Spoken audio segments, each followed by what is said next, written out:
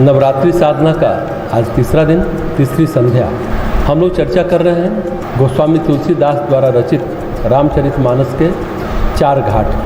4 घाट में पहला घाट ऋषि याज्ञवल्क्य और मुनि भारद्वाज जी का घाट, जिसे हमने योग घाट के नाम से जाना है। और उसी प्रसंग में हम लोगों ने 2 शब्द की चर्चा की, गौड़ी भक्ति और पराभक्ति। पराभक्ति भक्ति की सिद्धि है और जो गौड़ी भक्ति है वह भक्ति की साधना है।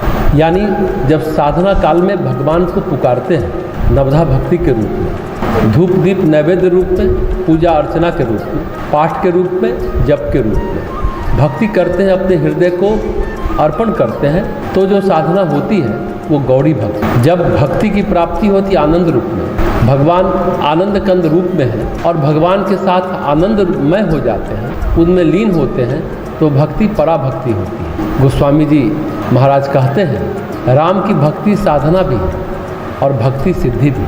जो साधना है वह गौरी भक्ति है और जो सिद्धि है वह पराभक्ति है। दशरथ जी मरते वक्त 6 बार ही राम बोल पाए, यानी 6 चक्र तक ही जा पाए। 7वीं बार राम नहीं बोल पाए, 7वां चक्र दशरथ जी नहीं भेद पाए। अगर राम में आसक्ति रह गई तो 6ठा चक्र से आगे नहीं बढ़ पाता। वह चाहता ही नहीं हम मुक्त हों।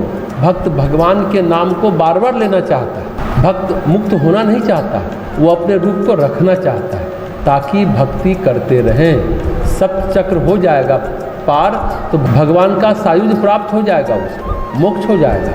भक्त मोक्ष नहीं चाहता है। गोस्वामी जी कहते हैं कि मुक्ति का निरादर कर भक्ति के प्रति लालच रहता है, उन्हें भक्ति का लोभ रहता है। वेदांत में 2 पथ वर्णित हैं, एक होती है क्रम मुक्ति, एक होती है सद्यो मुक्ति।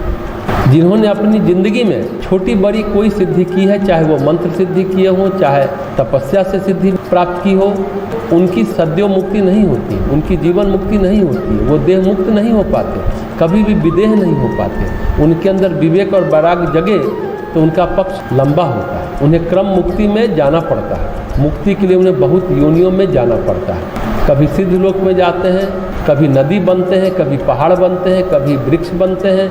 बड़ी दीर्घ यात्रा है उनकी। और जिसने अपनी सिद्धि का जीवन में कभी कोई इस्तेमाल नहीं किया, कोई शक्ति सिद्धि नहीं है, उसके पास अगर उसके अंदर विवेक वैराग्य तत्वार्थ मनन चिंतन है तो वो सीधे सद्यो मुक्ति यानी जीवन मुक्ति अवस्था को प्राप्त करता है, यानी विदेह होता है। चेतना के विकास के मार्ग होते हैं, सिद्धियों के मार्ग होते हैं, मंत्र सिद्ध होने का अवसर आता है, सूक्ष्म स्थूल सब में अवसर आते हैं, पर सद्यो मुक्ति वाले इस मार्ग पर चलते ही नहीं हैं। तत्व ज्ञान का चिंतन मनन करते रहते हैं। किसी परेशानी विपदा में यह नहीं सोचते कि यह सिद्धि हो जाए तो हम यह काम कर लेंगे। सिद्धि टाइप का काम नहीं करते, नहीं तो सद्यो मुक्ति का मार्ग अवरुद्ध हो जाता है। योग में साधना होती है, समाधि होती है, विभूतियाँ होती हैं, तब कैवल्य होता है।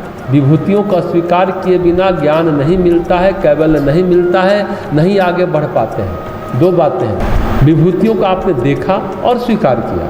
विभूतियाँ एक चतुष्पद है, चौराहा है। अगर आपने विभूतियों को स्वीकार कर दिया, उनको धोखे से भी आजमा लिया, तो सद्यो मुक्ति का मार्ग खत्म हो गया, फंस गए। आपको फिर क्रम मुक्ति के मार्ग से जाना होगा, समय लगेगा।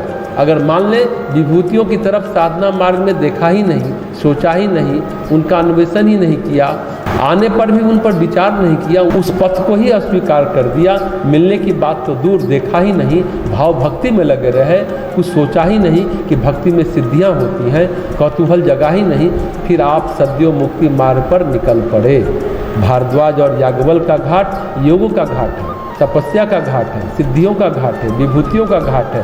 तभी तो भरत के सामने भारद्वाज जी ने सिद्धियां लाकर पटक दी, लेकिन भरत जी उसमें रमे नहीं।